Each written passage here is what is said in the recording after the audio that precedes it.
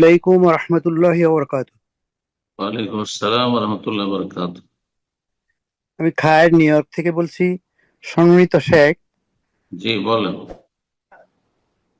আমরা যখন মসজিদে ঢুকি, ঢুকে জি। তাহিয়াতুল মসজিদ 2 রাকাত পড়ি, কিন্তু হুম হুম। আমাদের উপমহাদেশে দেখা গেছে যে এই এই এই সুন্নাহটার কোনো ভালাই কোনো ইম্পর্টেন্স দেয় না। তো এইটা হুম, সম্বন্ধে আপনি একটু বলতেন যে এটা কতটুকু গুরুত্ব। জি।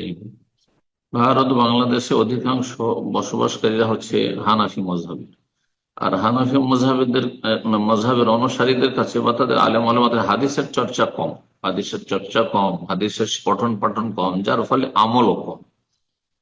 অনেক সহি সহি সুন্নাহ রয়েছে, সেই হাদিস দ্বারা প্রমাণিত, সেগুলোর প্রতি তারা আমল করে না, বরং অনেকগুলিকে নাজাইজই মনে করে। যেমন মাগরিবের আজান একামতের মাঝখানে কেউ যদি নামাজ পড়ে এটাকে নাজায়েজ মনে করে হানাফি সমাজ। অথচ সহিহ সহিহ হাদিস রয়েছে এইরকম তাহিয়াতুল মসজিদ, মসজিদ সালামের সালাত আহলে হাদিস মসজিদ গুলিতে আছে। যদিও একসময় গুরুত্ব এটার কম ছিল তাদের কাছে, কিন্তু আলহামদুলিল্লাহ এখন এলমের চর্চা হয়ে তারা ভালোই গুরুত্ব দিচ্ছে আরবদের মতো।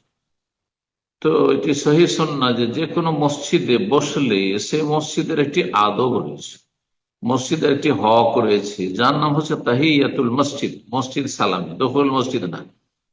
এই দখল মসজিদ পরিভাষাটি এটি ভুল ভাষা। মসজিদ প্রবেশ, দখল মসজিদ মানে মসজিদ পরিবেশ। মসজিদ পরিবেশ কি? তো তাহিয়াতুল মসজিদ, মসজিদ সালামের সলাত। সালাত তাহিয়াতুল মসজিদ, মসজিদ সালামি। জি। যেমন কারোর সাথে দেখা সাক্ষাৎ হলে সালাম দেন, ঠিক তেমনি মসজিদে আপনি বসবেন তো আপনি 2 রাকাত সালাত পড়ে বসেন।